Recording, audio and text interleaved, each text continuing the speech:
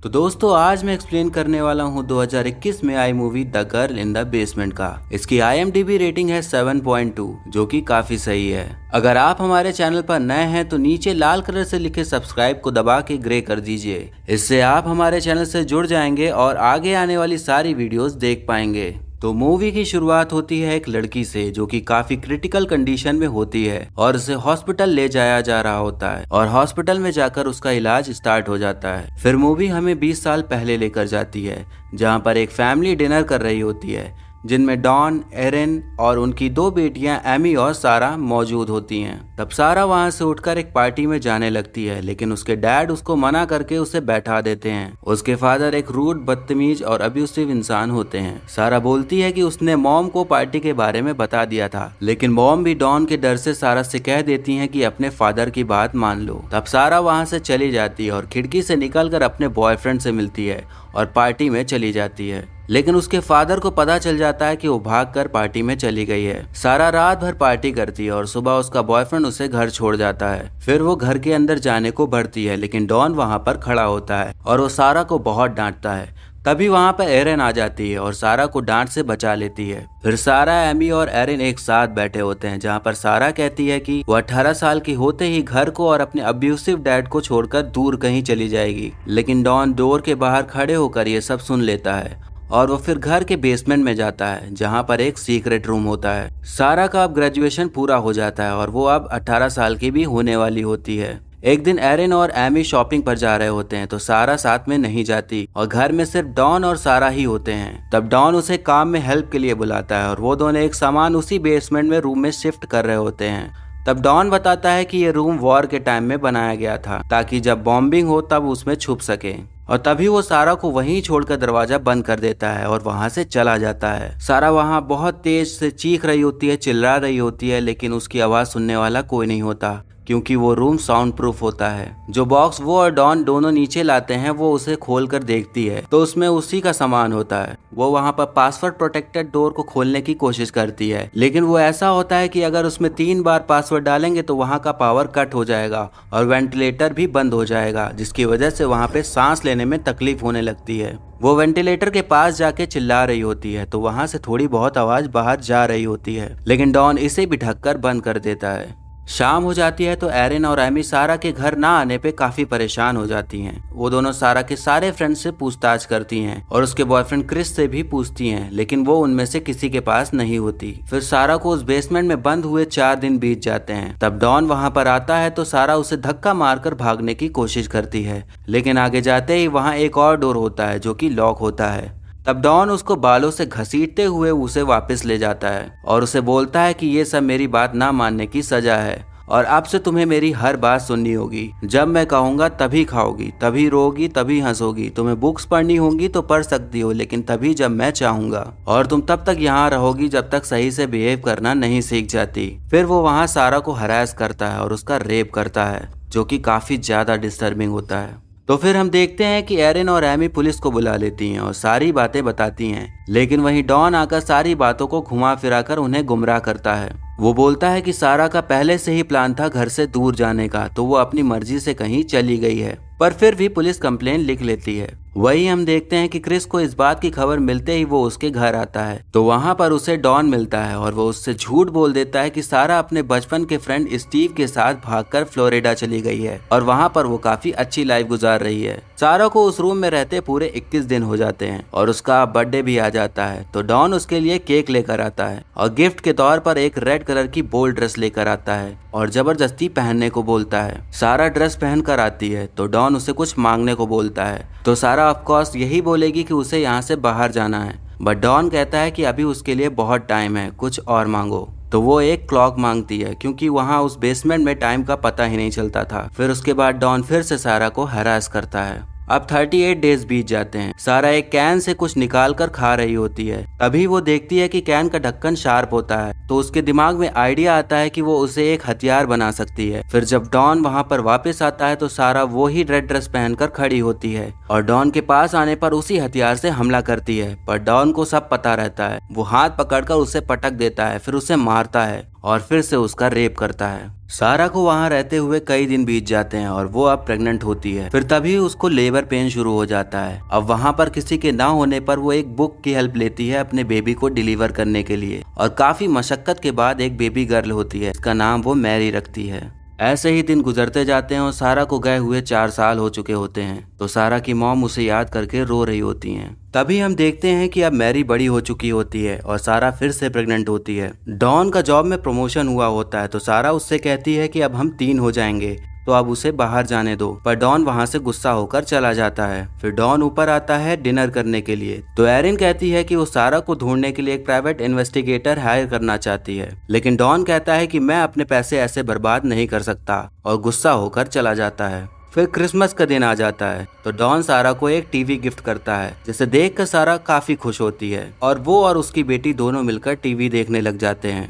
अब 7 साल बीत चुके होते हैं, लेकिन एरिन को सारा की कोई भी खबर नहीं आई होती है। फिर बेसमेंट में देखते हैं कि मैरी काफी बीमार होती है, और अब जो दूसरा बच्चा था वो भी बड़ा हो चुका होता है, जिसका नाम माइकल होता है। डॉन वहाँ पर आकर सारा को दवाइयाँ देता है, लेकिन सारा कहती है कि उसे एक डॉक्टर की जरूरत है, लेकिन वो वहाँ से चला जाता है। तब हमें क्रिस को दिखाया जाता है, जो कि काफी चेंज हो चुका होता है। वो एमी से मिलता है और सारा के बारे में पूछता है, बट सारा कहती है कि वो किसी भी स्टीव को नहीं जानती और डैड ने शायद तुमसे झूठ बोला, और मुझे तो लगता है कि डैड ने ही सारा को कुछ कर डाला है। फिर एमी एरिन को सब बता देती है, तो एरिन डॉन से पूछती है कि तुमने क्रिस से झूठ क्यों बोला, और इसी सब में उनकी बहस हो जाती है। एरिन वहां से चली जाती है और डॉन भी उसके पीछे पीछे जाता है। तभी डॉन की बेसमेंट की चाबी वहीं छूट जाती है। एमी वो कीज लेकर बेसमेंट में चली जाती है और वहां पर ढूंढना शुरू कर देती है, पर तभी वहां पर डॉन आ जाता है और उस पर चिल्लाकर उसे वहां से भगा देता है। तब हम देखते हैं कि सारा ने तब तीसरे बच्चे को भी जन्म दे दिया होता है। वो उसका नाम थॉमस रखती है। वो डॉन को बोलती है कि इस बच्चे को ऊपर लेकर चले जाओ, लेकिन वो मना करता है, पर सारा उसे कन्विंस कर लेती है। तो डॉन उस बेबी को एक लेटर के साथ अपने ही घर के बाहर छोड़ देता है और एनिन उसको देखती है। लेटर में लिखा होता है कि मॉम, ये मेरा बेबी है जिसका नाम थॉमस है। मेरा एक बॉयफ्रेंड है, पर हमारे पास पैसा न होने की वजह से इसे नहीं संभाल सकते, तो आप इसे रख लीजिए। जब मैं सही हो जाऊंगी तो मैं इसे वापस लेने आऊंगी।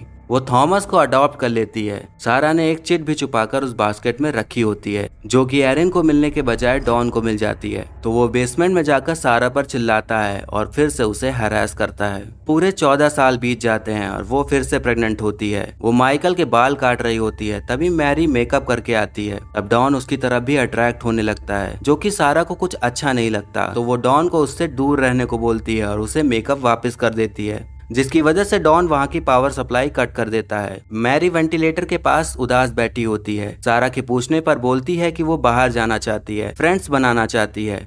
तो सारा कहती है कि वो कोशिश कर रही है। फिर मैरी पूछती है कि वो डॉन को कब से जानती है, तो सारा बोलती है कि वो उसे बचपन से जानती है। तो मैरी कहती है कि यहाँ से निकलने के बाद आपको उसे डिवोर्स दे देना चाहिए, क्योंकि वो अच्छा इंसान नहीं है। अब सारा को गए हुए 17 साल बीत जाते हैं और हमें थॉमस को दिखाया जाता है, जो कि अब बड़ा हो चुका होता है। वो ग्रैंड मॉम के पास आकर बैठ जाता है। वहाँ पर काफी ज्यादा बारिश हो रही होती है, तो वही पानी रिस कर बेसमेंट में आ रहा होता है। तो सारा वहाँ पर खोदने लग जाती है और खोदने के बाद वहाँ एक जाली लगी होती है, जिससे कि वो टॉर्च की लाइट दिखा रही होती है, ताकि उसे कोई देखकर उसकी हेल्प कर दे। वहाँ पर एक बंदा वो लाइट देख भी लेता है, तो वो उसके पास जाने के बजाय उसके घर चला जाता है और वहाँ पर डॉन मिलता है, तो वो उसे ही बता देता है। तब डॉन बेसमेंट में जाकर सारा को बहुत ही ज्यादा बुरी तरीके से मारता है और चला जाता है। वो प्रेग्नेंट होती है, तो उसे बहुत पेन हो रहा होता है, क्योंकि लेबर पेन स्टार्ट हो गया होता है। मैरी को कुछ समझ नहीं आता कि वो क्या करे, तो वो बस अपनी माँ की दर्द भरी चीखें सुन रही होती है।